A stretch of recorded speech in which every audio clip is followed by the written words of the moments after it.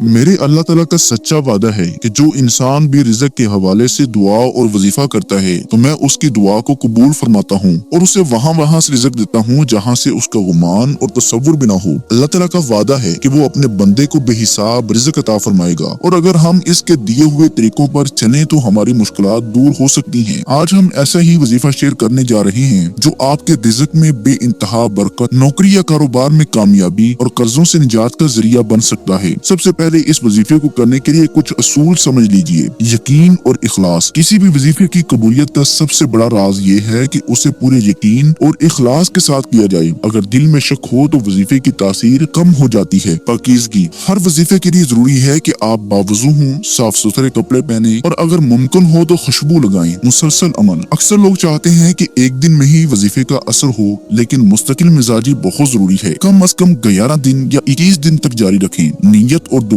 ہر وظیفے سے پہلے اللہ سے دعا کریں کہ وہ اس عمل کو قبول فرما لے اور آپ کے لیے آسانی پیدا کرے۔ عمل کا طریقہ کار۔ سب سے پہلے 2 رکعت نماز صلاۃ الحاجات ادا کریں اور اس میں دعا کریں کہ اللہ تعالیٰ آپ کے رزق کے دروازے کھول دے۔ نماز کے بعد 11 مرتبہ درود پاک پڑھیں۔ درود پاک آپ کوئی سے بھی پڑھ سکتے ہیں۔ آپ صلی اللہ علیہ وسلم پڑھ لیں یا آپ صلی اللہ علیہ محمد پڑھ لیں یا آپ نماز والا درود ابراہیمی پڑھ لیں، جو کہ سب سے بیسٹ اور بہتر ہے۔ ایک بار ثواب کی نیت سے میرے ساتھ بھی پڑھیے گا۔ اللہم صلی علی محمد وعلی آل محمد کما صلیت علی ابراہیم وعلی آل ابراہیم انک حمید مجید۔ اللہم بارک علی محمد وعلی آل محمد کما بارکت علی ابراہیم وعلی آل ابراہیم انک حمید مجید۔ جب آپ درود پاک پڑھ لیں، اس درود پاک کو آپ نے صرف اور صرف 11 مرتبہ پڑھ لینا ہے تاکہ دعا کی قبولیت میں اضافہ ہو۔ اس کے بعد 41 مرتبہ سورۃ الفلق اور سورۃ الناس پڑھیں، کیونکہ بعض اوقات رزق کی بندش نظر بد یا جادو کی وجہ سے بھی ہو سکتی ہے۔ یہ دونوں صورتیں حفاظت کا ایک بہترین ذریعہ ہیں۔ اب 313 مرتبہ یا باسطو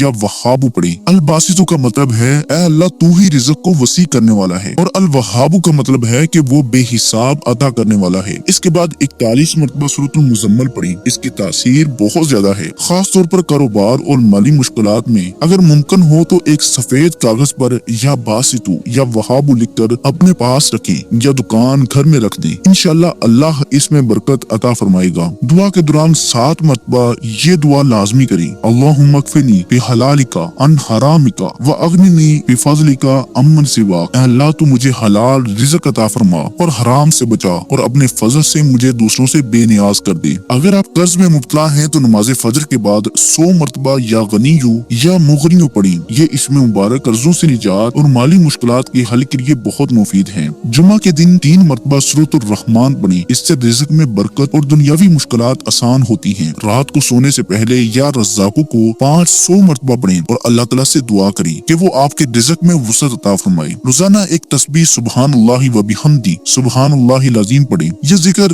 رزق میں اضافے کے لیے بے حد مؤثر ہے۔ سورۃ یاسین کو روزانہ صبح پڑھنا مالی مشکلات سے نجات کا ذریعہ ہے۔ اگر آپ کا کوئی کام رکا ہوا ہے یا دکان میں برکت نہیں ہو رہی تو آپ یا فتاحو یا رزاقو کو روزانہ 110 مرتبہ پڑھیں۔ یہ وظیفہ کم از کم 21 دن تک جاری رکھیں۔ اگر دل میں کوئی وسوسہ آئے تو صرف اللہ پر بھروسہ رکھیں۔ جو شخص اس عمل کو یقین کے ساتھ کرے گا انشاءاللہ اس کے رزق میں بے حد برکت ہوگی اور مالی مشکلات ختم ہو جائیں گی۔ اللہ تعالیٰ ہم سب کو اور آپ کو حلال رزق عطا فرمائے اور اپنی رحمتوں سے نوازے۔ اللہ تعالیٰ ہم سب کا حامی و ناصر ہو۔ السلام علیکم ورحمۃ اللہ وبرکاتہ۔